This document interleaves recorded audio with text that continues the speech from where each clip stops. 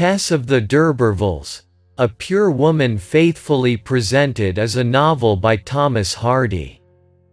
It initially appeared in a censored and serialized version, published by the British illustrated newspaper The Graphic in 1891, then in book form in 3 volumes in 1891, and as a single volume in 1892. Though now considered a major 19th-century English novel, even Hardy's fictional masterpiece, Tess of the D'Urbervilles received mixed reviews when it first appeared, in part because it challenged the sexual morals of late Victorian England. Tess was portrayed as a fighter not only for her rights, but also for the rights of others. Hi, how are we going to talk today about some chapters in the novel Tess of the D'Urbervilles? Phase the First. The Maiden Chapter 1. On an evening in the latter part of May, a middle-aged man was walking homeward from Shaston to the village of Marlott, in the adjoining Vale of Blakemore, or Blackmore. The pair of legs that carried him were rickety, and there was a bias in his gait which inclined him somewhat to the left of a straight line. He occasionally gave a smart nod, as if in confirmation of some opinion, though he was not thinking of anything in particular. An empty egg basket was slung upon his arm, the nap of his hat was ruffled, a patch being quite worn away at its brim where his thumb came in taking it off. Presently he was met by an elderly parson astride on a grey mare, who, as he rode, hummed a wandering tune. "Good night, Taye," said the man with the basket. "Good night, Sir John," said the parson. The pedestrian, after another pace or two, halted and turned round. "Now, sir, begging your pardon, we met last market day on this road about this time, and I said, 'Good night,' and you made reply, 'Good night, Sir John,' as now." "I did," said the parson. "And once before that, near a month ago. I may have. Then what might your meaning be in calling me, Sir John, these different times, when I be plain Jack Durbeyfield, the haggler?" The parson rode a step or two nearer. "It was only my whim," he said, and, after a moment's hesitation, "it was on account of a discovery I made some little time ago, whilst I was hunting up pedigrees for the new county history. I am Parson Tringham, the antiquary of Stagfoot Lane. Don't you really know, Durbeyfield, that you are the lineal representative of the ancient and knightly family of the D'Urbervilles, who derive their descent from Sir Pagan d'Urberville, that renowned knight who came from Normandy with William the Conqueror, as appears by Battle Abbey roll? Never heard it before, sir? Well, it's true. Throw up your chin a moment, so that I may catch the profile of your face better. Yes, that's the D'Urberville nose and chin, a little debased. Your aunt's tour was one of the 12 knights who assisted the Lord of Estremadville in Normandy in his conquest of Glamorganshire. Branches of your family held manors over all this part of England. Their names appear in the pipe rolls in the time of King Stephen. In the reign of King John one of them was rich enough to give a manor to the Knights Hospitallers, and in Edward II's time your forefather Brian was summoned to Westminster to attend the great council there.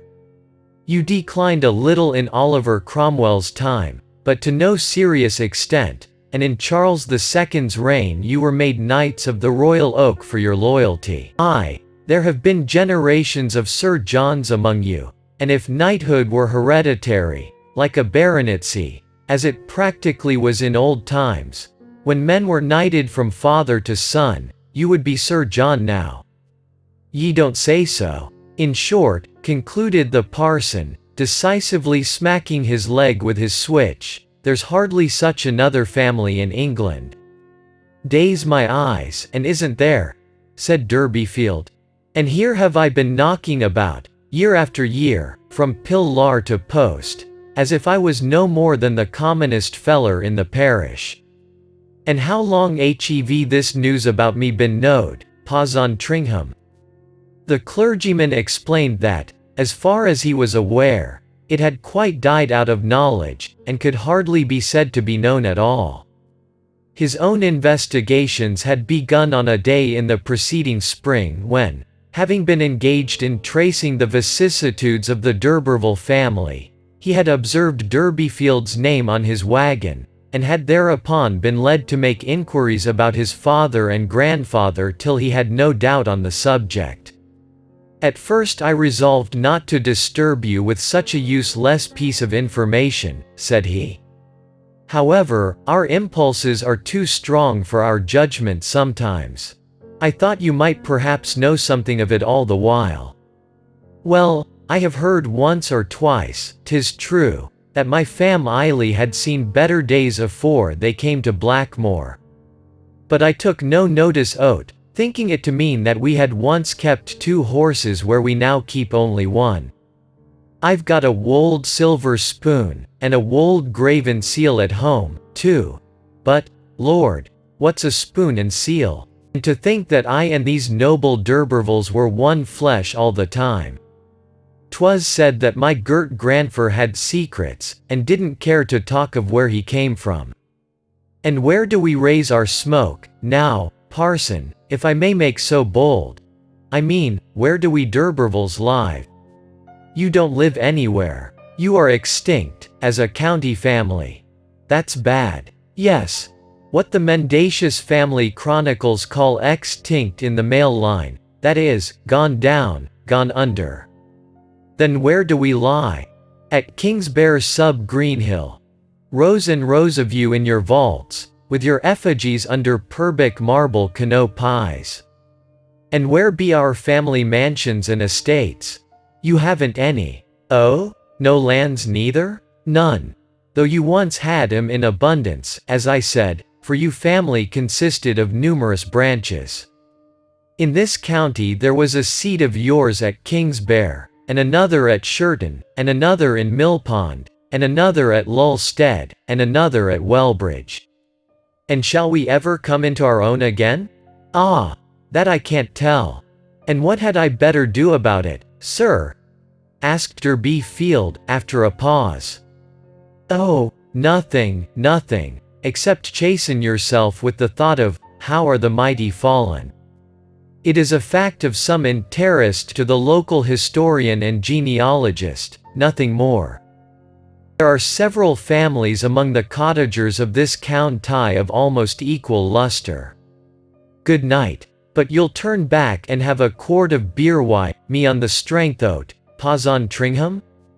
There's a very pretty brew in tap at the Pure Drop, though, to be sure, not so good as at Rolliver's. No, thank you, not this evening, Durbeyfield. You've had enough already. Concluding thus, the parson rode on his way, with doubts as to his discretion in retailing this curious bit of lore. When he was gone, Durbeyfield walked a few steps in a profound reverie, and then sat down upon the grassy bank by the roadside, depositing his basket before him. In a few minutes a youth appeared in the distance, walking in the same direction as that which had been pursued by Durbeyfield. The latter, on seeing him, held up his hand, and the lad quickened his pace and came near. "Boy, take up that basket.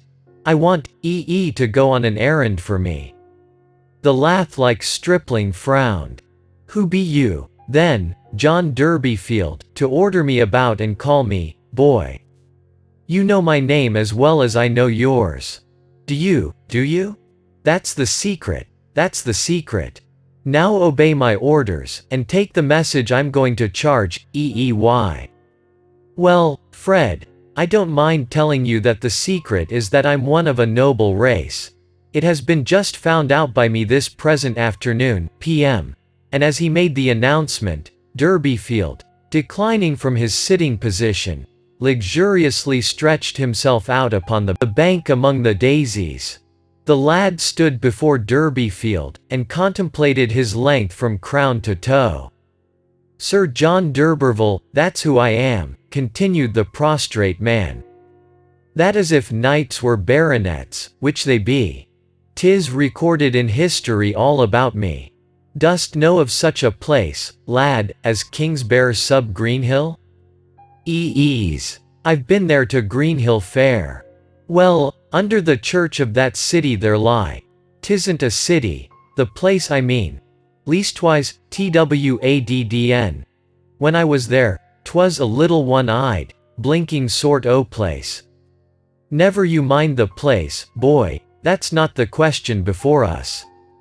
Under the church of that there parish lie my ancestors, hundreds of 'em, in coats of mail and jewels, in girt lead coffins weighing tons and tons. There's not a man in the county o' South Wessex that's got grander and nobler skillentons in his family than I. Oh? Now take up that basket, and go on to Marlott, and when you've come to the Pure Drop Inn, tell 'em to send a horse and carriage to me immediately to carry me home. And in the bottom o' the carriage they be to put a noggin o' rum in a small bottle, and chalk it up to my account. And when you've done that go on to my house with the bauquet, and tell my wife to put away that washing, because she needn't finish it, and wait till I come home, as I've news to tell her." As the lad stood in a dubious attitude, Durbeyfield put his hand in his pocket, and produced a shilling, one of the chronically few that he possessed. "Here's for your labor, lad." This made a difference in the young man's estimate of the position. "Yes, Sir John. Thank ye. Anything else I can do for ye, Sir John?" "Tell him at home that I should like for supper, well, lamb's fry if they can get it, and if they can't, black pot, and if they can't get that, well, chitterlings will do." "Yes, Sir John." The boy took up the basket, and as he set out the notes of a brass band were heard from the direction of the village. "What's that?" said Durbeyfield. "Not on account I? 'Tis the Women's Club walking, Sir John." "Why, your dater is one o' the members. To be sure, I'd quite forgot it in my thoughts of greater things." "Well, vamp on to Marlott, will ye, and order that carriage, and maybe I'll drive round and inspect the club." The lad departed, and Durbeyfield lay waiting on the grass and daisies in the evening sun. Not a soul passed that way for a long while, and the faint notes of the band were the only human sounds audible within the rim of blue hills. Chapter 2. The village of Marlott lay amid the northeastern undulations of the beautiful vale of Blakemore, or Blackmore, aforesaid, an engirdled and secluded region, for the most part untrodden as yet by tourist or landscape painter, though within a 4 hours' journey from London. It is a vale whose acquaintance is best made by viewing it from the summits of the hills that surround it, except perhaps during the droughts of summer. An unguided ramble into its recesses in bad weather is apt to engender dissatisfaction with its narrow, tortuous, and miry ways. This fertile and sheltered tract of country, in which the fields are never brown and the springs never dry, is bounded on the south by the bold chalk ridge that embraces the prominences of Hambledon Hill, Bulbarrow, Nettlecombe Tout, Dogberry, High Stoy, and Bub Down. The traveller from the coast, who, after plodding northward for a score of miles over calcareous downs and cornlands, suddenly reaches the verge of one of these escarpments, is surprised and delighted to behold, extended like a map beneath him, a country differing absolutely from that which he has passed through. Behind him the hills are open, the sun blazes down upon fields so large as to give an unenclosed character to the landscape, the lanes are white, the hedges low and plashed, the atmosphere colorless. Here, in the valley, the world seems to be constructed upon a smaller and more delicate scale. The fields are mere paddocks, so reduced that from this height their hedgerows appear a network of dark green threads overspreading the paler green of the grass. The atmosphere beneath is languorous, and is so tinged with azure that what artists call the middle distance partakes also of that hue, while the horizon beyond is of the deepest ultramarine. Arable lands are few and limited, with but slight exceptions. The prospect is a broad rich mass of grass and trees, mantling minor hills and dales within the major. Such is the Vale of Blackmore. The district is of historic, no less than of topographical interest. The Vale was known in former times as the Forest of White Hart, from a curious legend of King Henry III's reign, in which the killing by a certain Thomas de la Linde of a beautiful white hart which the king had run down and spared, was made the occasion of a heavy fine. In those days, until comparatively recent times, the country was densely wooded. Even now, traces of its earlier condition are to be found in the old oak copses and irregular belts of timber that yet survive upon its slopes, and the hollow-trunked trees that shade so many of its pastures. The forests have departed, but some old customs of their shades remain. Many, however, linger only in a metamorphosed or disguised form. The May Day dance, for instance, was to be discerned on the afternoon under no tice, in the guise of the club revel, or club walking, as it was there called. It was an interesting event to the younger inhabitants of Marlotte, though its real interest was not observed by the participators in the ceremony. Its singularity lay less in the retention of a custom of walking in procession and dancing on each anniversary than in the members being solely women. In men's clubs such celebrations were, though ex-peering, less uncommon, but either the natural shyness of the softer, or a sarcastic attitude on the part of male relatives, had denuded such women's clubs as remained, if any other did, or this their glory and consummation. The Club of Marlotte alone lived to uphold the local cerealia. It had walked for hundreds of years, if not as benefit club, as votive sisterhood of some sort, and it walked still. The banded ones were all dressed in white gowns, a gay survival from old-style days, when cheerfulness and Maytime were synonyms, days before the habit of taking long views had reduced emotions to a monotonous average. Their first exhibition of themselves was in a processional march of 2 and 2 round the parish. Ideal and real clashed slightly as the sun lit up their figures against the green hedges and creeper-laced house fronts. For, though the whole troop wore white garments, no two whites were alike among them. Some approached pure blanching. Some had a bluish pallor. Some worn by the older characters, which had possibly lain by folded for many a year, inclined to a cadaverous tint and to a Georgian style.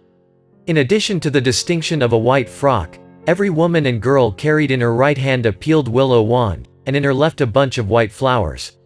The peeling of the former, and the selection of the latter, had been an operation of personal care. There were a few middle-aged and even elderly women in the train, their silver wiry hair and wrinkled faces, scourged by time and trouble, having almost a grotesque, certainly a pathetic, appearance in such a jaunty situation. In a true view, perhaps, there was more to be gathered and told of each anxious and experienced one, to whom the years were drawing nigh when she should say, "I have no pleasure in them," than of her juvenile comrades. But let the elder be passed over here for those under whose bodices the life throbbed quick and warm. The young girls formed, indeed, the majority of the band, and their heads of luxuriant hair reflected in the sunshine every tone of gold, and black, and brown. Some had beautiful eyes, others a beautiful nose, others a beautiful mouth and figure. Few, if any, had all. A difficulty of arranging their lips in this crude exposure to public scrutiny, an inability to balance their heads, and to dissociate self-consciousness from their features, was apparent in them, and showed that they were genuine country girls, unaccustomed to many eyes. And as each and all of them were warmed without by the sun, so each had a private little sun for her soul to bask in. Some dream, some affection, some hobby, at least some remote and distant hope which, though perhaps starving to nothing, still lived on, as hopes will. They were all cheerful, and many of them merry. They came round by the Pure Drop Inn, and were turning out of the high road to pass through a wicket gate into the meadows, when one of the women said, "The Lode a Lord. Why, Tess Durbeyfield, if there isn't thy father riding home in a carriage." A young member of the band turned her head at the exclamation. She was a fine and handsome girl, not handsomer than some others, possibly, but her mobile peony mouth and large innocent eyes added eloquence to color and shape. She wore a red ribbon in her hair, and was the only one of the white company who could boast of such a pronounced adornment. As she looked round, Derbyfield was seen moving along the road in a chaise belonging to the Pure Drop, driven by a frizzle-headed brawny damsel with her gown sleeves rolled above her elbows. This was the cheerful servant of that establishment, who, in her part of factotum, turned groom and ostler at times. Derbyfield, leaning back, and with his eyes closed luxuriously, was waving his hand above his head, and singing in a slow recitative, "I've got a girt family vault at Kingsbear, and Knight Ed forefathers in lead coffins there." The clubbists tittered, except the girl called Tess, in whom a slow heat seemed to rise at the sense that her father was making himself foolish in their eyes. "He's tired, that's all," she said hastily, "and he has got a lift home, because our own horse has to rest today." "Bless thy simplicity, Tess," said her companions. "He's got his market niche. Ha ha, look here, I won't walk another inch with you, if you say any jokes about him," Tess cried, and the color upon her cheeks spread over her face and neck. In a moment her eyes grew moist, and her glance drooped to the ground. Perceiving that they had really pained her, they said no more, and order again prevailed. Tess's pride would not allow her to turn her head again, to learn what her father's meaning was, if he had any, and thus she moved on with the whole body to the enclosure where there was to be dancing on the green. By the time the spot was reached she has recovered her equanimity, and tapped her neighbor with her wand and talked as usual. Tess Derbyfield at this time of her life was a mere cell of emotion untinctured by experience. The dialect was on her tongue to some extent, despite the village school, the characteristic intonation of that dialect for this district being the voicing approximately rendered by the syllable probably as rich in utterance as any to be found in human speech. The pouted-up deep red mouth to which this syllable was native had hardly as yet settled into its definite shape, and her lower lip had a way of thrusting the middle of her top one upward, when they closed together after a word. Phases of her childhood lurked in her aspect still. As she walked along today, for all her bouncing handsome manliness, you could sometimes see her 12th year in her cheeks, or her 9th sparkling from her eyes, and even her 5th would flit over the curves of her mouth now and then. Yet few knew, and still fewer considered this. A small minority, mainly strangers, would look long at her in casually passing by, and grow momentarily fascinated by her freshness, and wonder if they would ever see her again. But to almost everybody she was a fine and picturesque country girl, and no more. Nothing was seen or heard further of Derbyfield in his triumphal chariot under the conduct of the ostlers, and the club having entered the allotted space, dancing began. As there were no men in the company, the girls danced at first with each other, but when the hour for the close of labor drew on, the masculine inhabitants of the village, together with other idlers and pedestrians, gathered round the spot, and appeared inclined to negotiate for a partner. Among these onlookers were 3 young men of a superior class, carrying small knapsacks strapped to their shoulders, and stout sticks in their hands. Their general likeness to each other, and their consecutive ages, would almost have suggested that they might be, what in fact they were, brothers. The eldest wore the white tie, high waistcoat, and thin-brimmed hat of the regulation curate. The second was the normal undergraduate. The appearance of the third and youngest would hardly have been sufficient to characterize him.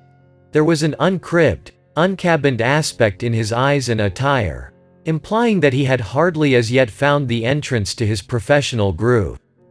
That he was a desultory tentative student of something and everything might only have been predicted of him. These 3 brethren told casual acquaintance that they were spending their Whitsun holidays in a walking tour through the Vale of Blackmore, their course being southwesterly from the town of Shaston on the northeast. They leant over the gate by the highway, and inquired as to the meaning of the dance and the white-frocked maids. The 2 elder of the brothers were plainly not intending to linger more than a moment, but the spectacle of a bevy of girls dancing without male partners seemed to amuse the third, and make him in no hurry to move on. He unstrapped his knapsack, put it, with his stick, on the hedge bank, and opened the gate. "What are you going to do, Angel?" asked the eldest. "I am inclined to go and have a fling with them. Why not all of us? Just for a minute or 2, it will not detain us long." "No, no, nonsense," said the first. "Dancing in public with a troop of country hoydens, suppose we should be seen. Come along, or it will be dark before we get to Storka's TLE, and there's no place we can sleep at nearer than that. Besides, we must get through another chapter of a counterblast to agnosticism before we turn in. Now I have taken the trouble to bring the book. All right, I'll overtake you and Cuthbert in 5 minutes. Don't stop. I give my word that I will, Felix. The two elder reluctantly left him and walked on, taking their brother's knapsack to relieve him in following, and the youngest entered the field. This is 1,000 pities, he said gallantly to 2 or 3 of the girls nearest him, as soon as there was a pause in the dance. Where are your partners, my dears? They've not left off work yet, answered one of the boldest. They'll be here by and by. Till then, will you be one, sir? Certainly. But what's one among so many? Better than none. 'Tis melancholy work facing and footing it to one of your own sort, and no clipsing and calling at all. Now, pick and choose. SSH, don't be so forward, said a shyer girl. The young man, thus invited, glanced them over, and attempted some discrimination. But, as the group were all so new to him, he could not very well exercise it. He took almost the first that came to hand, which was not the speaker, as she had expected, nor did it happen to be Tess Derbyfield. Pedigree, ancestral skeletons, monumental record, the D'Urberville lineaments, did not help Tess in her life's battle as yet, even to the extent of attracting to her a dancing part NER over the heads of the commonest peasantry.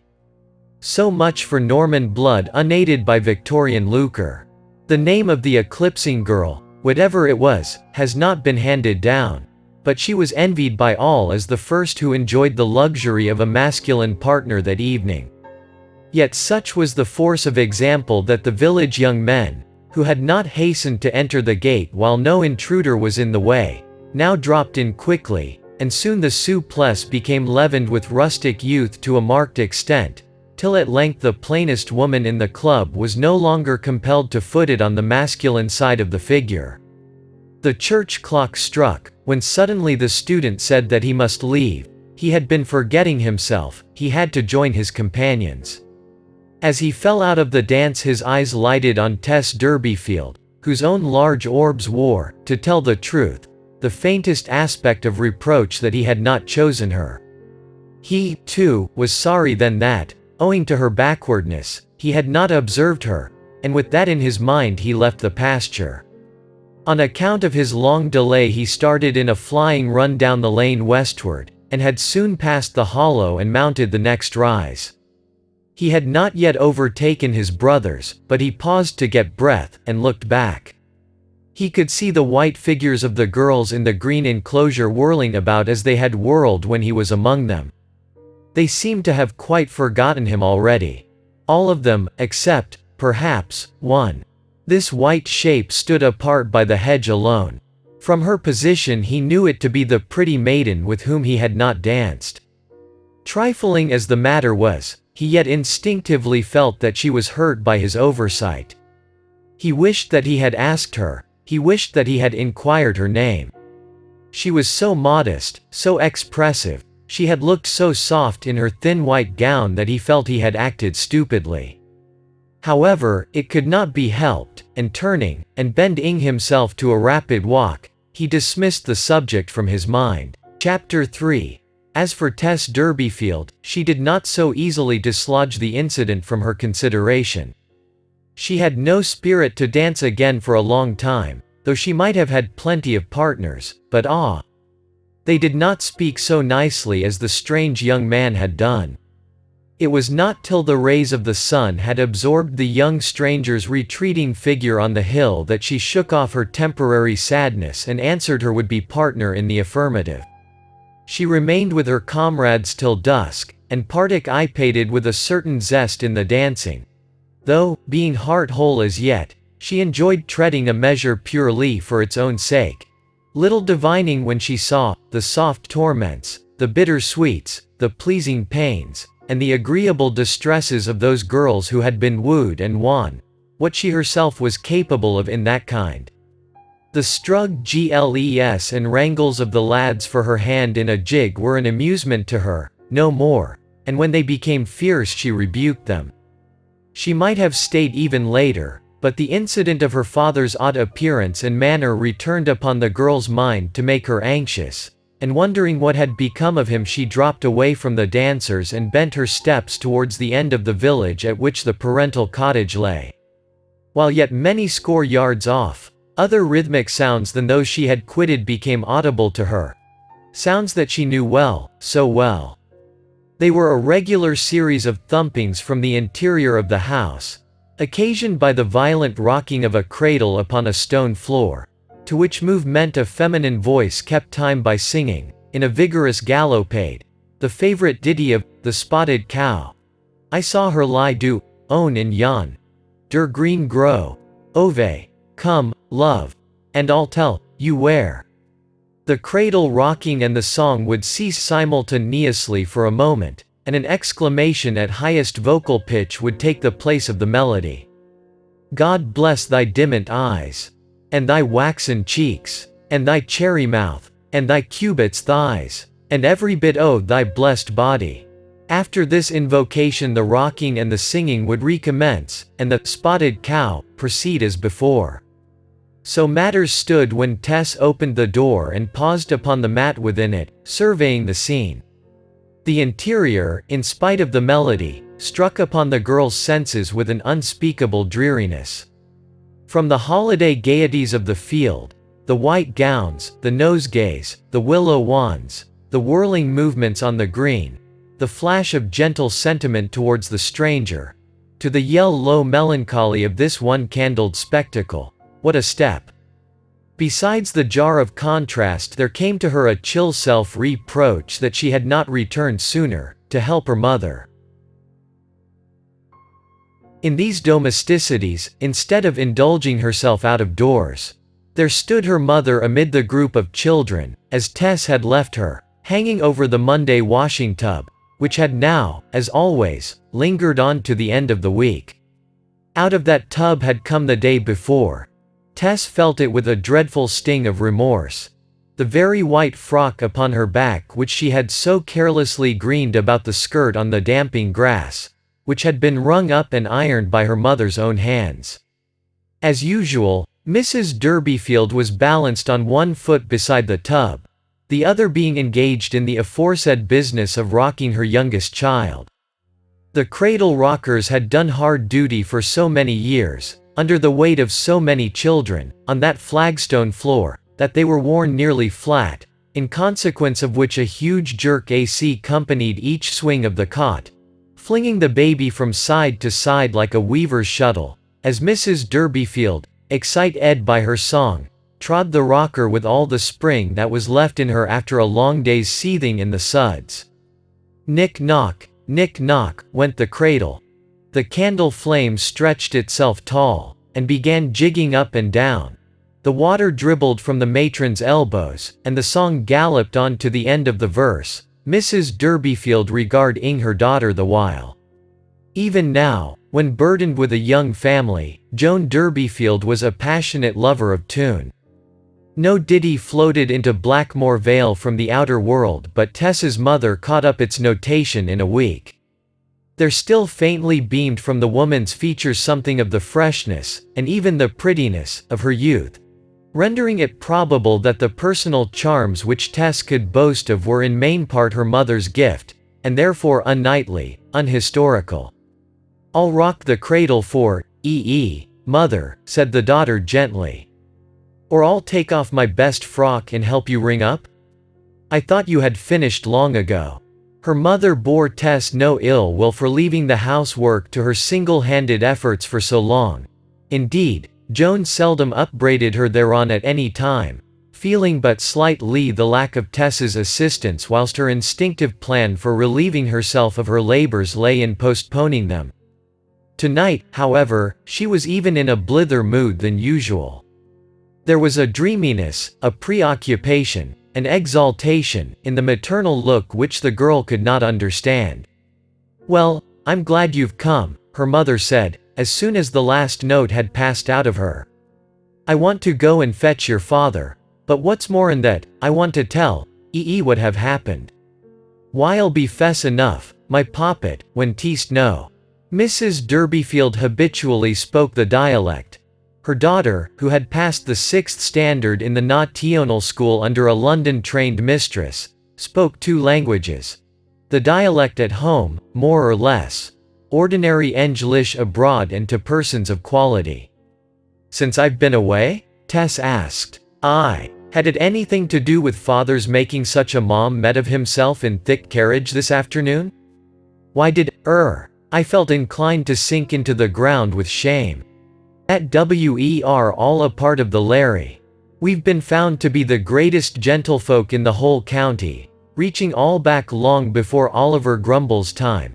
To the days of the pagan Turks, with monuments, and vaults, and crests, and scutcheons, and the Lord knows what all. In St. Charles's days we was made Knights o' the Royal Oak, our real name being d'Urberville. Don't that make your bosom plim? 'Twas on this account that your father rode home in the VLEE. Not because he'd been drinking, as people supposed. I'm glad of that. Will it do us any good, mother? Oh yes. 'Tis thoughted that great things may come o't. No doubt a mompoos of Volk of our own rank will be down here in their carriages as soon as 'tis known.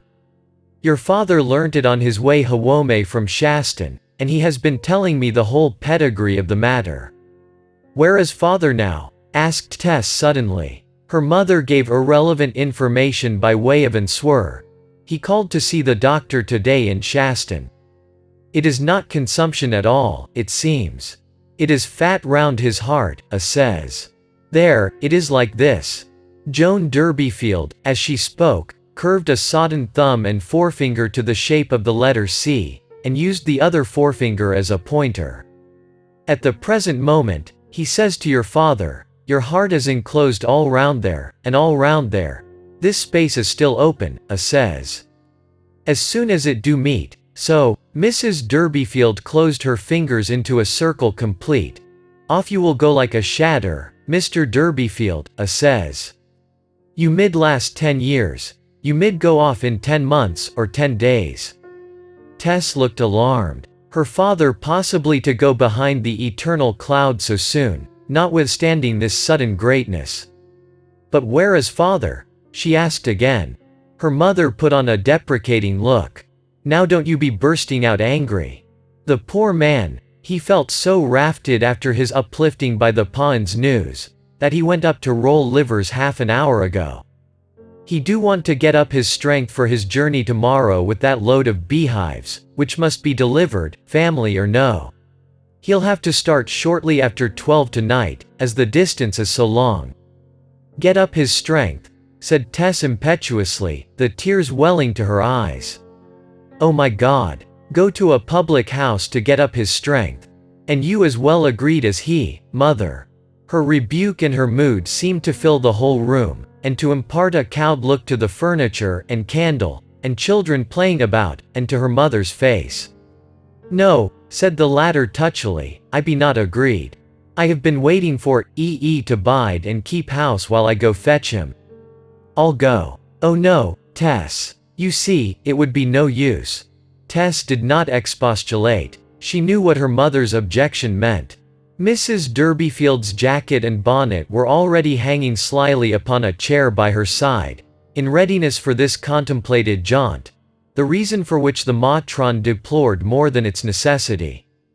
And take the complete fortune-teller to the outhouse, Joan continued, rapidly wiping her hands and donning the garments. The complete fortune-teller was an old thick volume, which lay on a table at her elbow, so worn by pocketing that the margins had reached the edge of the type. Tess took it up, and her mother started. This going to hunt up her shiftless husband at the inn was one of Mrs. Derbyfield's still extant enjoyments in the muck and muddle of rearing children. To discover him at Rolliver's, to sit there for an hour or two by his side and dismiss all thought and care of the children during the interval, made her happy. A sort of halo, an occidental glow, came over life then. Troubles and other realities took on themselves a metaphysical impalpability, sinking to mere mental phenomena for serene contemplation, and no longer stood as pressing concretions which chafed body and soul. The youngsters, not immediately within sight, seemed rather bright and desirable appurtenances than otherwise. The incidents of daily life were not without humorousness and jollity in their aspect there. She felt a little as she had used to feel when she sat by her now wedded husband in the same spot during his wooing, shutting her eyes to his defects of character, and regarding him only in his ideal presentation as lover. Tess, being left alone with the younger children, went first to the outhouse with the fortune-telling book, and stuffed it into the thatch. A curious fetishistic fear of this grimy volume on the part of her mother prevented her ever allowing it to stay in the house all night, and hither it was brought back whenever it had been consulted. Between the mother, with her fast-perishing lumber of superstitions, folklore, dialect, and orally transmitted ballads, and the daughter, with her trained national teachings and standard knowledge under an infinitely revised code, there was a gap of 200 years as ordinarily understood. When they were together, the Jacobean and the Victorian ages were juxtaposed. Returning along the garden path, Tess mused on what the mother could have wished to ascertain from the book on this particular day. She guessed the recent ancestral discovery to bear upon it, but did not divine that it solely concerned herself. Dismissing this, however, she busied herself with sprinkling the linen dried during the daytime, in company with her 9-year-old brother Abraham, and her sister Eliza Louisa of 12 and a half, called Liza Lou, the youngest ones being put to bed. There was an interval of 4 years and more between Tess and the next of the family, the two who had filled the gap having died in their infancy, and this lent her a deputy maternal attitude when she was alone with her juniors.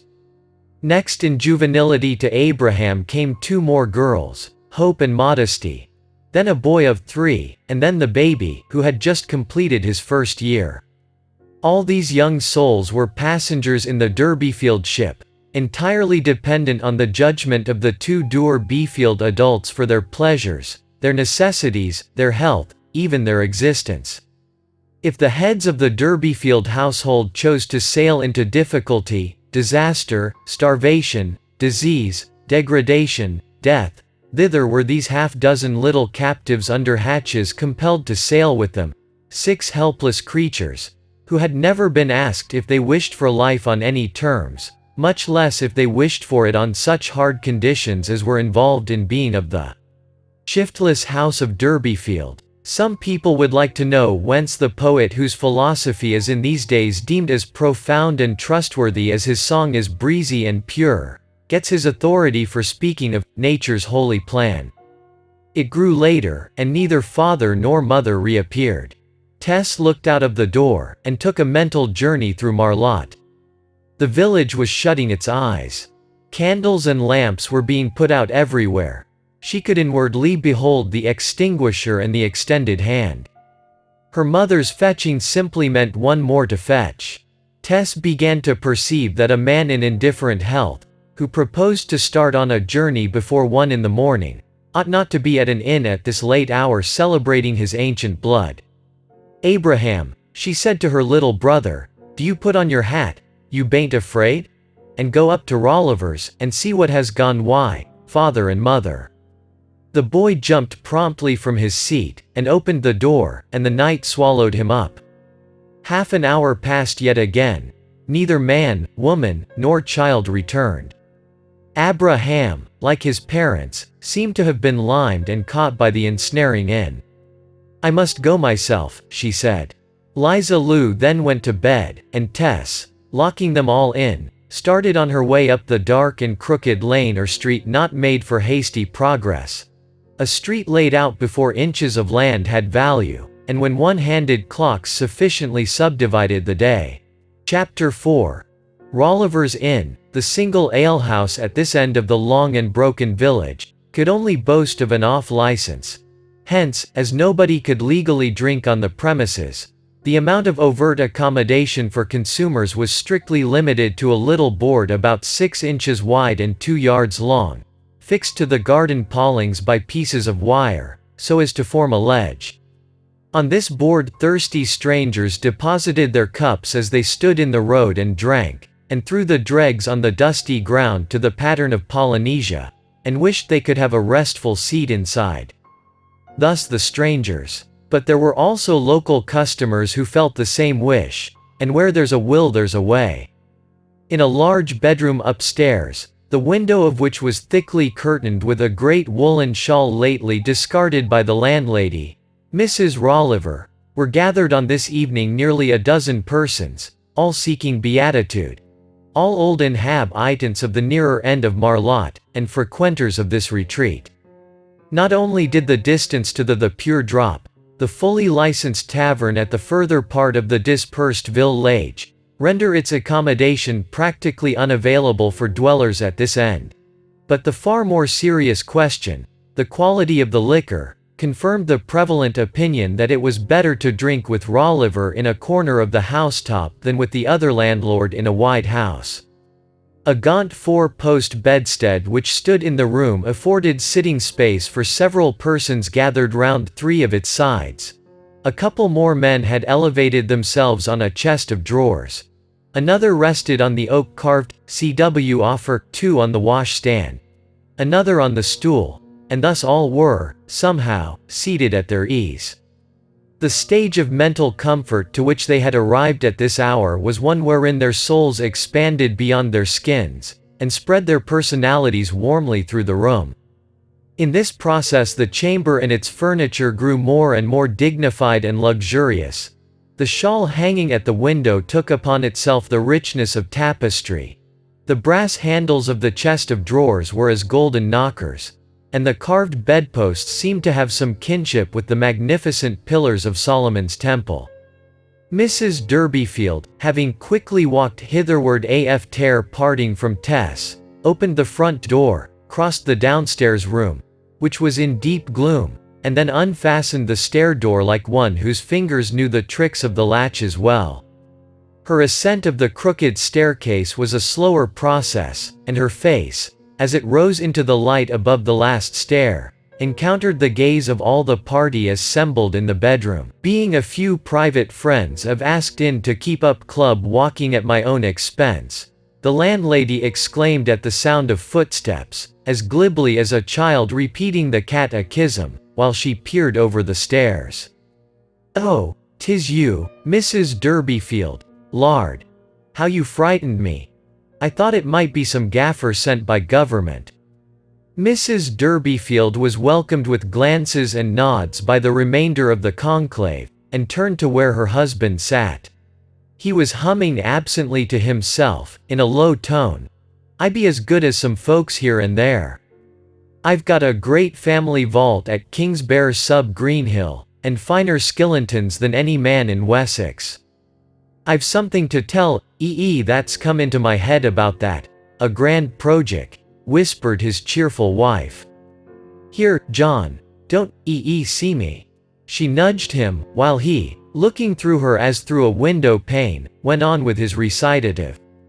"Hush, don't sing so loud, my good man," said the landlady, "in case any member of the government should be passing, and take away my license." "He's told what's happened to us, I suppose?" asked Mrs. Durbeyfield. "Yes, in a way. They think there's any money hanging by it?" "Ah, that's the secret," said Joan Durbeyfield sagely. "However, 'tis well to be kin to a coach, even if you don't ride in n." She dropped her public voice, and continued in a low tone to her husband, "I've been thinking since you brought the news that there's a great rich lady out by Trantridge, on the edge o' the chase, of the name of D'Urberville." "Hey, what's that?" said Sir John. She repeated the information. "That lady must be our relation," she said.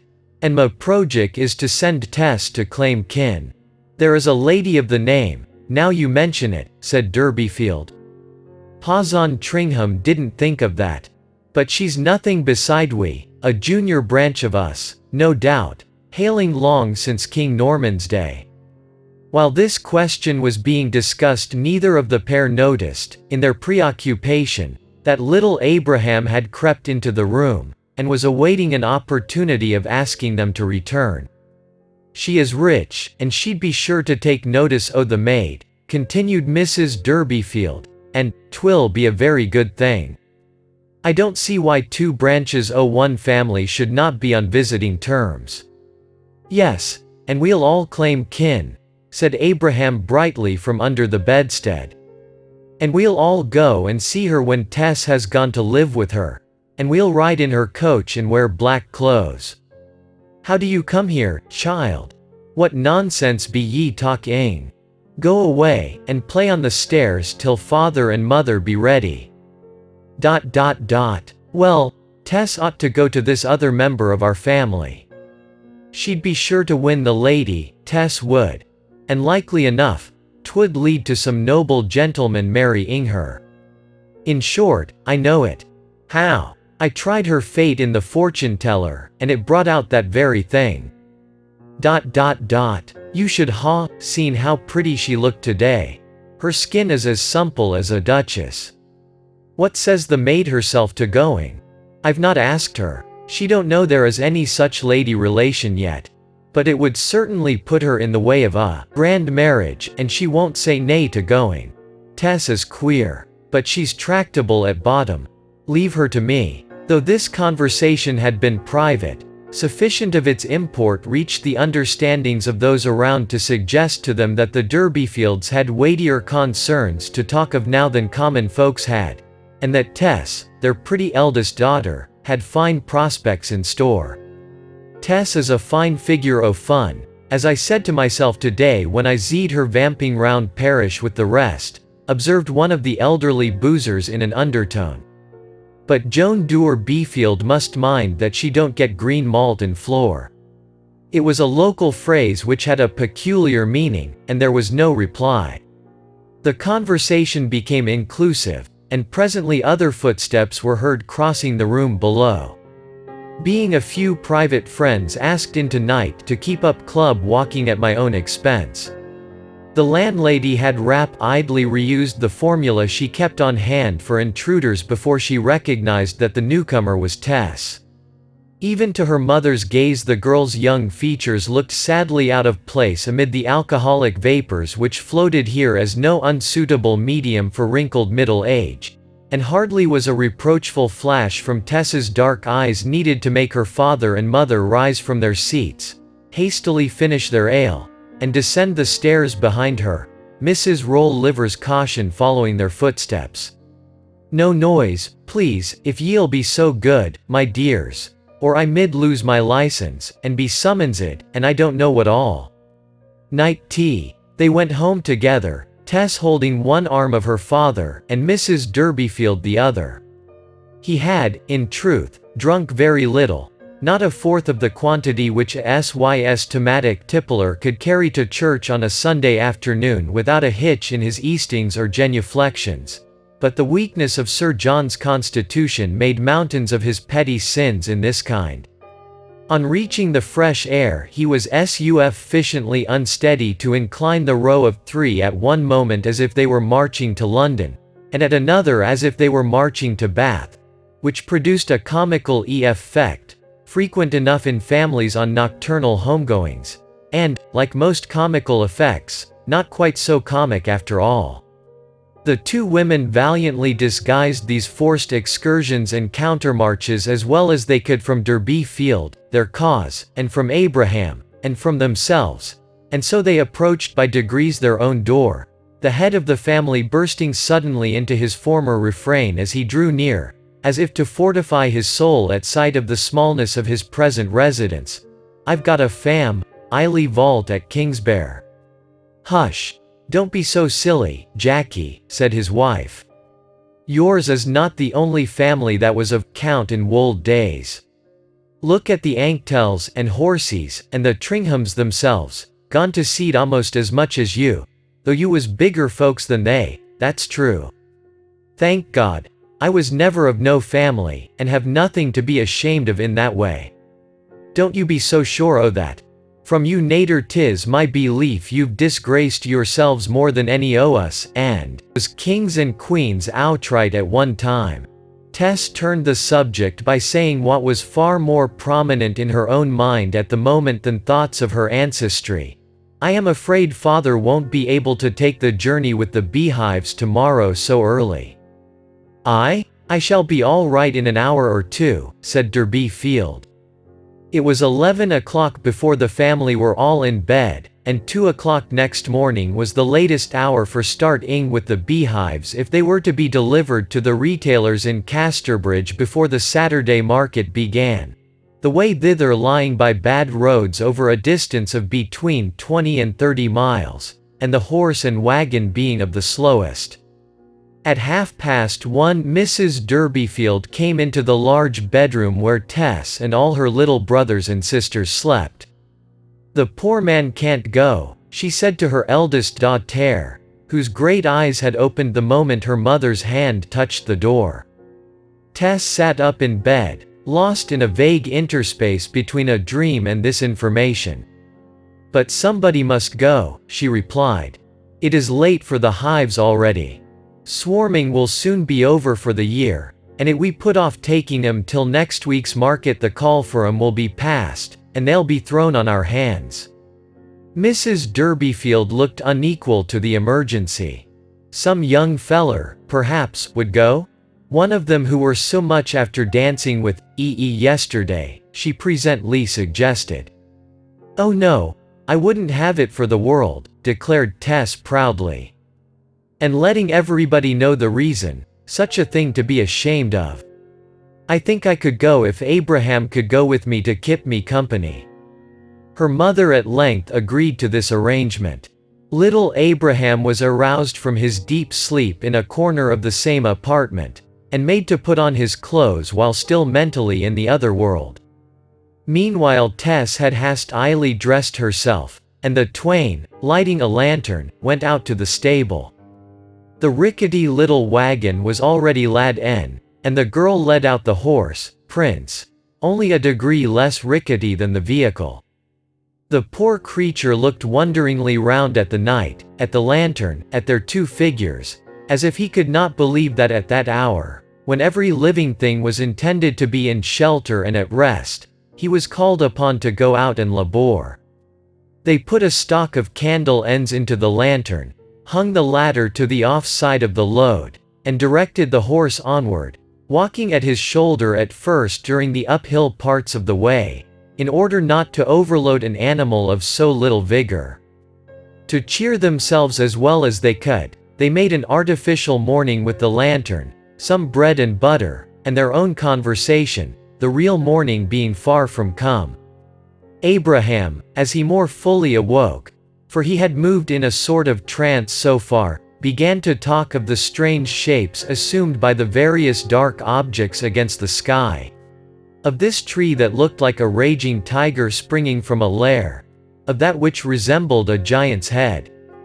When they had passed the little town of Storkas, dumbly somnolent under its thick brown thatch, they reached higher ground. Still higher, on their left, the Aleva Tion called Bulbarrow or Beelbarrow, well nigh the highest in South Wessex, swelled into the sky, engirdled by its earth-end trenches. From here about the long road was fairly level for some distance onward. They mounted in front of the wagon, and Abraham grew reflective. "Tess," he said in a preparatory tone, after a silence. "Yes, Abraham, bain't you glad that we've become gentlefolk? Not particular glad, but you be glad that you am going to marry a gentleman?" "What?" said Tess, lifting her face. "That our great relation will help to marry a gentleman." "I? Our great relation? We have no such relation. What has put that into your head? I heard him talking about it up at Rolliver's when I went to find father. There's a rich lady of our family out at Trant Ridge, and mother said that if you claimed kin with the lady, she'd put in the way of marrying a gentleman." His sister became abruptly still, and lapsed into a pondering silence. Abraham talked on, rather for the pleasure of utterance than for audition, so that his sister's abstraction was of no account. He leant back against the hives, and with upturned face made observations on the stars, whose cold pulses were beating amid the black hollows above, in serene dissociation from these two wisps of human life. He asked how far away those twinklers were, and whether God was on the other side of them. But ever and anon his childish prattle recurred to what impressed his imagination even more deeply than the wonders of creation. If Tess were made rich by marrying a gentleman, would she have money enough to buy a spyglass so large that it would draw the stars as near to her as Nettlecombe Tout? The renewed subject, which seemed to have impregnated the whole family, filled Tess with impatience. "Never mind that now," she exclaimed. "Did you say the stars were worlds, Tess?" "Yes. All like ours? I don't know, but I think so. They sometimes seem to be like the apples on our stubboard tree. Most of them splendid and sound, a few blighted. Which do we live on, a splendid one or a blighted one?" "A blighted one. 'Tis very unlucky that we didn't pitch on a sound one, when there were so many more of 'em." "Yes. Is it like that really, Tess?" said Abraham, turning to her much impressed, on reconsideration of this rare information. "How would it have been if we had pitched on a sound one?"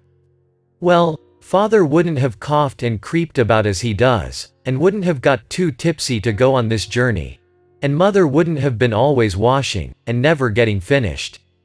And you would have been a rich lady ready-made, and not have had to be made rich by marrying a gentleman?" "Oh Abai, don't talk of that any more." Left to his reflections, Abraham soon grew drowsy. Tess was not skillful in the management of a horse, but she thought that she could take upon herself the entire conduct of the load for the present and allow Abraham to go to sleep if he wished to do so. She made him a sort of nest in front of the hives, in such a manner that he could not fall, and, taking the reins into her own hands, jogged on as before. Prince required but slight attention, lacking energy for superfluous movements of any sort. With no longer a companion to distract her, Tess fell more deeply into reverie than ever, her back leaning against the hives. The mute procession past her shoulders of trees and hedges became attached to fantastic scenes outside reality, and the occasional heave of the wind became the sigh of some immense sad soul, conterminous with the universe in space, and with history and time. Then, examining the mesh of events in her own life, she seemed to see the vanity of her father's pride, the gentle manly suitor awaiting herself in her mother's fancy, to see him as a grimacing personage, laughing at her poverty and her shrouded knightly ancestry. Everything grew more and more extravagant, and she no longer knew how time passed. A sudden jerk shook her in her seat, and Tess awoke from the sleep into which she, too, had fallen.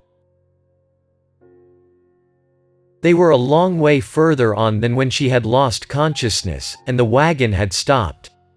A hollow groan, unlike anything she had ever heard in her life, came from the front, followed by a shout of, "Hoy there!" The lantern hanging at her wagon had gone out, but another was shining in her face, much brighter than her own had been. Something terrible had happened. The harness was entangled with an object which blocked the way. In consternation, Tess jumped down, and discovered the dreadful truth. The groan had proceeded from her father's poor horse Prince. The morning mail cart, with its two noiseless wheels, speeding along these lanes like an arrow, as it always did, had driven into her slow and unlighted equipage. The pointed shaft of the cart had entered the breast of the unhappy prince like a sword, and from the wound his life's blood was spouting in a stream, and falling with a hiss into the road. In her despair, Tess sprang forward and put her hand upon the hole, with the only result that she became splashed from face to skirt with the crimson drops. Then she stood helplessly looking on. Prince also stood firm and motionless as long as he could, till he suddenly sank down in a heap. By this time the mailcart man had joined her, and began dragging and unharnessing the hot form of Prince. But he was already dead, and, seeing that nothing more could be done immediately, the mailcart man returned to his own animal, which was uninjured. "You was on the wrong side," he said. I am bound to go on with the mailbags, so that the best thing for you to do is bide here with your load. I'll send somebody to help you as soon as I can. It is getting daylight, and you have no thing to fear." He mounted and sped on his way, while Tess stood and waited. The atmosphere turned pale. The birds shook themselves in the hedges, arose, and twittered. The lane showed all its white features, and Tess showed hers, still whiter. The huge pool of blood in front of her was already awesome-ing the iridescence of coagulation, and when the sun rose 100 prismatic hues were reflected from it. Prince lay alongside, still and stark, his eyes half open, the hole in his chest looking scarcely large enough to have let out all that had animated him. "'Tis all my doing, all mine," the girl cried, gazing at the spectacle. "No excuse for me, none. What will mother and father live on now? Abai, Abai." She shook the child, who had slept soundly through the whole disaster. "We can't go on with our load, Prince is killed." When Abraham realized all, the furrows of 50 years were extemporized on his young face. "Why, I danced and laughed only yesterday," she went on to herself. "To think that I was such a fool. 'Tis because we be on a blighted star, and not a sound one, isn't it, Tess?" murmured Abraham through his tears. In silence they waited through an interval which seemed endless. At length a sound, and an approaching object, proved to them that the driver of the mail car had been as good as his word. A farmer's man from near Storka's Tle came up, leading a strong cob. He was harnessed to the wagon of beehives in the place of Prince, and the load taken on towards Casterbridge. The evening of the same day saw the empty wagon reach again the spot of the accident. Prince had lain there in the ditch since the morning, but the place of the blood pool was still visible in the middle of the road, though scratched and scraped over by passing vehicles. All that was left of Prince was now hoisted into the wagon he had formerly hauled, and with his hoofs in the air, and his shoes shining in the setting sunlight, he retraced the 8 or 9 miles to Marlott. Tess had gone back earlier. How to break the news was more than she could think. It was a relief to her tongue to find from the faces of her parents that they already knew of their loss, though this did not lessen the self-reproach which she continued to heap upon herself for her negligence. But the very shiftlessness of the household rendered the misfortune a less terrifying one to them than it would have been to a thriving family, though in the present case it meant ruin, and in the other it would only have meant inconvenience. In the Derbyfield countenances there was nothing of the red wrath that would have burnt upon the girl from parents more ambitious for her welfare. Nobody blamed Tess as she blamed herself. When it was discovered that the knacker and tanner would give only a very few shillings for Prince's carcass because of his decrepitude, Derbyfield rose to the occasion. "No," said he stoically, "I won't sell his old body. When we D'Urbervilles was knights in the land, we didn't sell our chargers for cat's meat. Let him keep their shillings. He've served me well in his lifetime, and I won't part from him now." He worked harder the next day in digging a grave for Prince in the garden than he had worked for months to grow a crop for his family. When the hole was ready, Derbyfield and his wife tied a rope round the horse and dragged him up the path towards it, the children following in funeral train. Abraham and Liza Lou sobbed. Hope and modesty discharged their griefs in loud blares which echoed from the walls, and when Prince was tumbled in they gathered round the grave. The breadwinner had been taken away from them. What would they do? "Is he gone to heaven?" asked Abraham, between the sobs. Then Derbyfield began to shovel in the earth, and the children cried anew. All except Tess. Her face was dry and pale, as though she regarded herself in the light of a murderess. Chapter 5. The haggling business, which had mainly depended on the horse, became disorganized forthwith. Distress, if not penury, loomed in the distance. Derbyfield was what was locally called a slack-twisted fellow. He had good strength to work at times, but the times could not be relied on to coincide with the hours of requirement, and, having been unaccustomed to the regular toil of the day laborer, he was not particularly persistent when they did so coincide. Tess, meanwhile, as the one who had dragged her parents into this quagmire, was silently wondering what she could do to help them out of it, and then her mother broached her scheme. "We must take the ups why, the downs, Tess," said she, "and never could your high blood have been found out at a more called for moment. You must try your friends. Do ye know that there is a very rich Mrs. d'Urberville living on the outskirts o' the Chase, who must be our relation? You must go to her and claim kin, and ask for some help in our trouble." "I shouldn't care to do that," says Tess. "If there is such a lady, 'twould be enough for us if she were friendly, not to expect her to give us help. You could win her round to do anything, my dear. Besides, perhaps there's more in it than you know of." "I've heard what I've heard, good now." The oppressive sense of the harm she had done led Tess to be more deferential than she might otherwise have been to the maternal wish. But she could not understand why her mother should find such satisfaction in contemplating an enterprise of, to her, such doubtful profit. Her mother might have made inquiries, and have discovered that this Mrs. d'Urberville was a lady of unequaled virtues and charity. But Tess's pride made the part of poor relation one of particular distaste to her. "I'd rather try to get work," she murmured. "Durbeyfield, you can settle it," said his wife, turning to where he sat in the background. "If you say she ought to go, she will go. I don't like my children going and making themselves beholden to strange kin," murmured he. "I'm the head of the noblest branch o' the family, and I ought to live up to it." His reasons for staying away were worse to Tess than her own objections to going. "Well, as I killed the horse, she said mournfully, I suppose I ought to do something. I don't mind going and seeing her, but you must leave it to me about asking for help. And don't go thinking about her making a match for me, it is silly."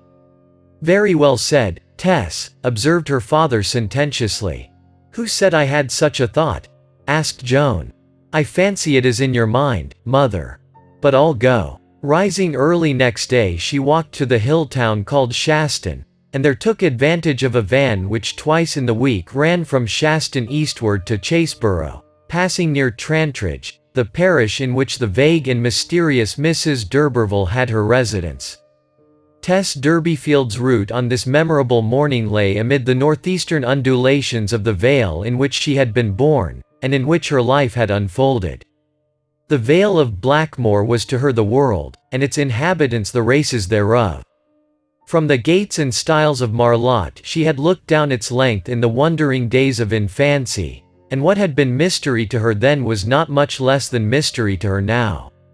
She had seen daily from her chamber window towers, villages, faint white mansions. Above all, the town of Shaston standing majestically on its height, its windows shining like lamps in the evening sun. She had hardly ever visited the place, only a small tract even of the vale and its environs being known to her by close inspection. Much less had she been far outside the valley. Every contour of the surrounding hills was as personal to her as that of her relatives' faces, but for what lay beyond, her judgment was dependent on the teaching of the village school, where she had held a leading place at the time of her leaving, a year or two before this date. In those early days she had been much loved by others of her own sex and age, and had used to be seen about the village as one of three, all nearly of the same year, walking home from school side by side. Tess the middle one, in a pink print pinafore, of a finely reticulated pattern, worn over a stuff frock that had lost its original color for a nondescript tertiary, marching on upon long stocky legs, in tight stockings which had little ladder-like holes at the knees, torn by kneeling in the roads and banks in search of vegetable and mineral treasures, her then earth-colored hair hanging like pothooks, the arms of the two outside girls resting round the waist of Tess, her arms on the shoulders of the two supporters. As Tess grew older, and began to see how matters stood, she felt quite a Malthusian towards her mother for thoughtlessly giving her so many little sisters and brothers, when it was such a trouble to nurse and provide for them. Her mother's intelligence was that of a happy child, Joan Durbeyfield was simply an additional one, and that not the eldest, to her own long family of waiters on Providence. However, Tess became humanely beneficent towards the small ones, and to help them as much as possible she used, as soon as she left school, to lend a hand at haymaking or harvesting on neighboring farms, or, by preference, at milking or butter-making processes, which she had learnt when her father had owned cows, and being deft-fingered it was a kind of work in which she excelled. Every day seemed to throw upon her young shoulders more of the family burdens, and that Tess should be the representative of the Durbeyfields at the d'Urberville mansion came as a thing of course. In this instance it must be admitted that the Durbeyfields were putting their fairest side outward.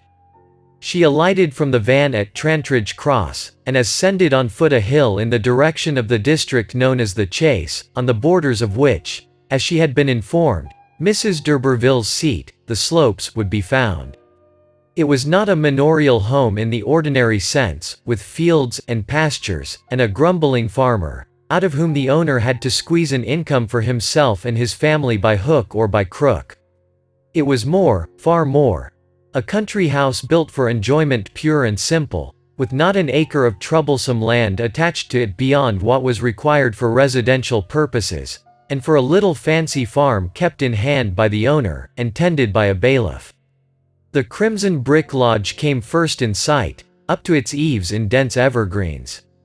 Tess thought this was the mansion itself till, passing through the side wicket with some trepidation, and onward to a point at which the drive took a turn, the house proper stood in full view. It was of recent erection, indeed almost new, and of the same rich red color that formed such a contrast with the evergreens of the lodge. Far behind the corner of the house, which rose like a geranium bloom against the subdued colors around, stretched the soft azure landscape of the Chase, a truly venerable tract of forest land, one of the few remaining woodlands in England of undoubted primeval date, wherein druidical mistletoe was still found on aged oaks, and where enormous yew trees, not planted by the hand of man, grew as they had grown when they were pollarded for bows. All this sylvan antiquity, however, though visible from the slopes, was outside the immediate boundaries of the estate. Everything on this snug property was bright, thriving, and well kept. Acres of glass houses stretched down the inclines to the copses at their feet. Everything looked like money, like the last coin issued from the mint. The stables, partly screened by Austrian pines and evergreen oaks, and fitted with every late appliance, were as dignified as chapels of ease. On the extensive lawn stood an ornamental tent, its door being towards her. Simple Tess Durbeyfield stood at gaze, in a half-alarmed attitude, on the edge of the gravel sweep. Her feet had brought her onward to this point before she had quite realized where she was, and now all was contrary to her expectation. "I thought we were an old family, but this is all new," she said, in her artlessness. She wished that she had not fallen in so readily with her mother's plans for claiming kin, and had endeavored to gain assistance nearer home. The d'Urbervilles, or Stoke d'Urbervilles, as they at first called themselves, who owned all this, were a somewhat unusual family to find in such an old-fashioned part of the country. Parson Tringham had spoken truly when he said that our shambling John Durbeyfield was the only really lineal representative of the old d'Urberville family existing in the county, or near it. He might have added, what he knew very well, that the Stoke d'Urbervilles were no more d'Urbervilles of the true tree than he was himself. Yet it must be admitted that this family formed a very good stock whereon to regraft a name which sadly wanted such renovation. When old Mr. Simon Stoke, latterly deceased, had made his fortune as an honest merchant, some said money-lender, in the north, he decided to settle as a countyman in the south of England, out of hail of his business district, and in doing this he felt the necessity of recommencing with a name that would not too readily identify him with the smart tradesmen of the past, and that would be less commonplace than the original bald, stark words. Conning for an hour in the British Museum the pages of works devoted to extinct, half-extinct, obscured, and ruined families appertaining to the quarter of England in which he proposed to settle, he considered that d'Urberville looked and sounded as well as any of them, and d'Urberville accordingly was annexed to his own name for himself and his heirs eternally. Yet he was not an extravagant-minded man in this, and in constructing his family tree on the new basis was duly reasonable in framing his intermarriages and aristocratic links, never inserting a single title above a rank of strict moderation. Of this work of imagination poor Tess and her parents were naturally in ignorance, much to their discomfiture. Indeed, the very possibility of such annexations was unknown to them, who supposed that, though to be well favored might be the gift of fortune, a family name came by nature. Tess still stood hesitating like a bather about to make his plunge, hardly knowing whether to retreat or to persevere, when a figure came forth from the dark triangular door of the tent. It was that of a tall young man, smoking. He had an almost swarthy complexion, with full lips, badly molded, though red and smooth, above which was a well-groomed black mustache with curled points, though his age could not be more than 23 or 24. Despite the touches of barbarism in his contours, there was a singular force in the gentleman's face, and in his bold rolling eye. "Well, my beauty, what can I do for you?" said he, coming forward. And perceiving that she stood quite confounded, "Never mind me. I am Mr. d'Urberville. Have you come to see me or my mother?" This embodiment of a d'Urberville and a namesake DIF fared even more from what Tess had expected than the house and grounds had differed. She had dreamed of an aged and dignified face, the sublimation of all the d'Urberville lineaments, furrowed with incarnate memories representing in hieroglyphic the centuries of her family's and England's history. But she screwed herself up to the work in hand, since she could not get out of it, and answered, "I came to see your mother, sir." "I am afraid you cannot see her, she is an invalid," replied the present representative of the spurious house, for this was Mr. Alec, the only son of the lately deceased gentleman. "Cannot I answer your purpose? What is the business you wish to see her about?" "It isn't business, it is, I can hardly say what." "Pleasure? Oh no. Why, sir, if I tell you, it will seem—" Tess's sense of a certain ludicrousness in her errand was now so strong that, notwithstanding her awe of him, and her general discomfort at being here, her rosy lips curved towards a smile, much to the attraction of the swarthy Alexander. "It is so very foolish," she stammered, "I fear can't tell you." "Never mind, I like foolish things. Try again, my dear," said he kindly. "Mother asked me to come," Tess continued, "and, indeed, I was in the mind to do so myself likewise. But I did not think it would be like this. I came, sir, to tell you that we are of the same family as you." "Ho! Poor relations?" "Yes." "Stokes?" "No. d'Urbervilles." I mean d'Urbervilles. Our names are worn away to Derbyfield, but we have several proofs that we are d'Urbervilles. Antiquarians hold we are, and we have an old seal, marked with a ramping lion on a shield, and a castle over him. And we have a very old silver spoon, round in the bowl like a little ladle, and marked with the same castle. But it is so worn that mother uses it to stir the pea soup. "A castle argent is certainly my crest," said he blandly. "And my arm's a lion rampant.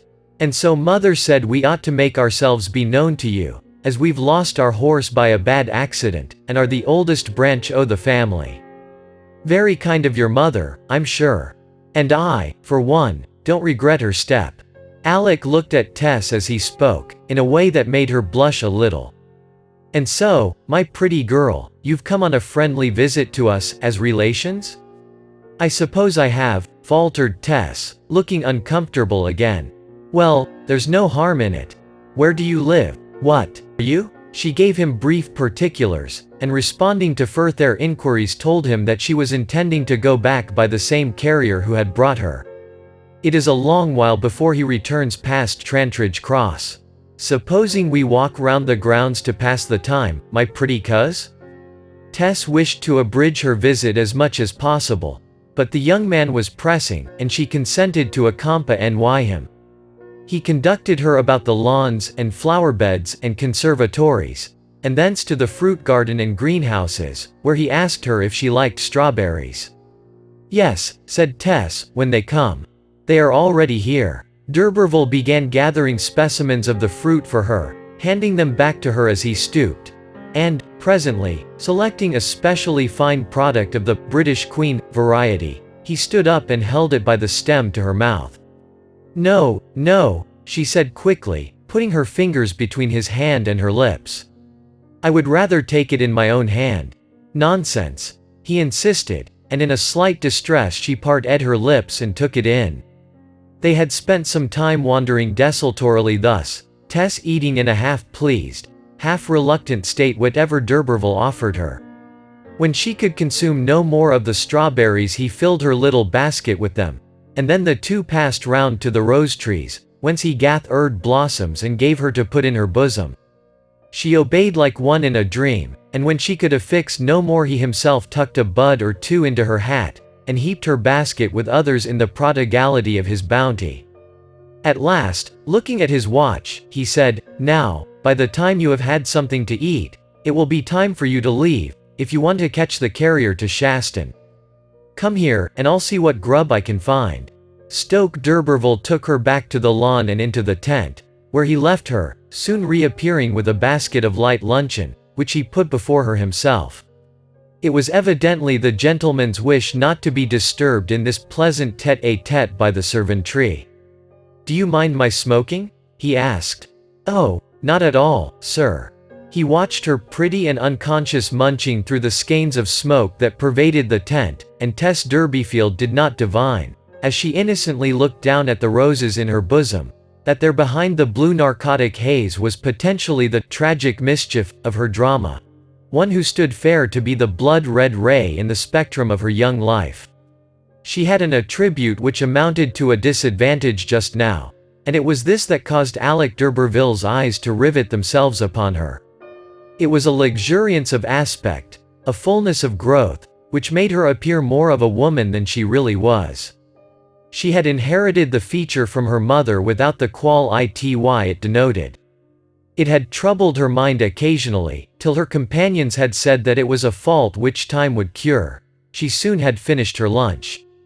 "Now I am going home, sir," she said, rising. "And what do they call you?" he asked, as he accompanied her along the drive till they were out of sight of the house. "Tess Durbeyfield, down at Marlotte. And you say your people have lost their horse?" "I killed him," she answered, her eyes filling with tears as she gave particulars of Prince's death. "And I don't know what to do for father on account of it. I must think if I cannot do something. My mother must find a berth for you. But, Tess, no nonsense about d'Urberville, Durbeyfield, only, you know, quite another name." "I wish for no better, sir," said she with something of dignity. For a moment, only for a moment, when they were in the turning of the drive, between the tall rhododendrons and conifers, before the lodge became visible, he inclined his face towards her as if, but, no, he thought better of it, and let her go. Thus the thing began. Had she perceived this meeting's import she might have asked why she was doomed to be seen and coveted that day by the wrong man, and not by some other man, the right and desired one in all respects, as nearly as humanity can supply the right and desired. Yet to him who amongst her acquaintance might have approximated to this kind, she was but a transient impression, half forgotten. In the ill-judged execution of the well-judged plan of things the call seldom produces the comber. The man to love rarely coincides with the hour for loving. Nature does not often say, "See," to her poor creature at a time when seeing can lead to happy doing, or reply, "Here," to a body's cry of, "Where?" till the hide and seek has become an irksome, outworn game. We may wonder whether at the acme and summit of the human progress these anachronisms will be corrected by a finer intuition, a closer interaction of the social machinery than that which now jolts us round and along, but such completeness is not to be prophesied, or even conceived as possible. Enough that in the present case, as in millions, it was not the two halves of a perfect whole that confronted each other at the perfect moment. A missing counterpart wandered independently about the earth waiting in crass obtuseness till the late time came. Out of which maladroit delay sprang anxieties, disappointments, shocks, catastrophes, and passing strange destinies. When d'Urberville got back to the tent he sat down astride on a chair, reflecting, with a pleased gleam in his face. Then he broke into a loud laugh. "Well, I'm damned. What a funny thing. Ha ha ha. And what a crummy girl." See you again next video. Thank you.